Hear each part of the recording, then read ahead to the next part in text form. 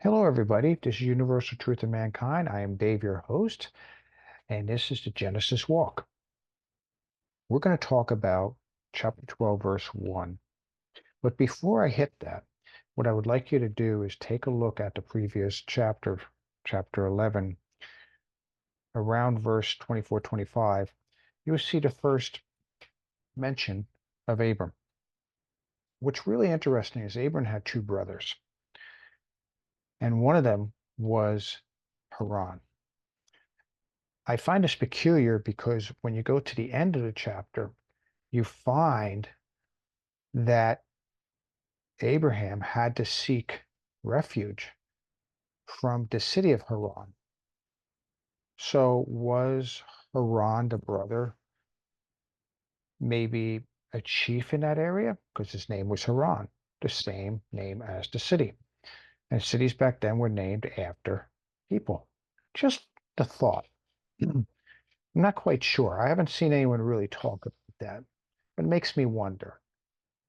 However, Terah that's the father, was a very prominent person. According to various sources, Terah was an idol maker, literally made idols, statues, or whatever it was for the purpose of worship. So Terah was a very prominent man. Thus, Abram came from a very prominent family. Was he born with a silver spoon in his mouth? You got to wonder. This is what makes the first verse of chapter 12 very interesting. Listen to what it says. Now the Lord said unto Abram, Get thee out of thy country, and from thy kindred, and from thy father's house, unto the land that I will show thee. Now, if he came from a prominent family, he was told to forsake all of that and walk away. So, on one hand, you could say, yeah, he was probably born with a silver spoon in his mouth. And as a result, he is very favored. But as we can see, he was asked to leave all of that,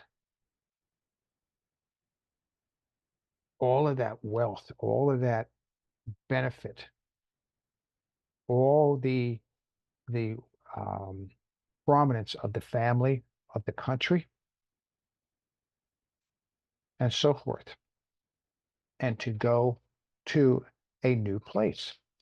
And what's also very interesting about this verse is it uses the phrase lek leka, which is basically to go forth. So he's been told to go forth twice. So he was told to abandon his family, his country, and so forth, and their influences, and to go to new land. But then he was also told to go also where? Well, Abram's effort in his life was to discover who was God, what was God, what's his relationship with God, and so on and so forth. So when he left Haran, he left the Mesopotamian area physically.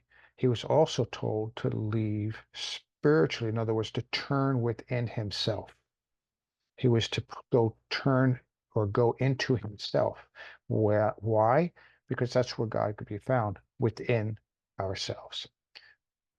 So I hope that helps you to understand this verse.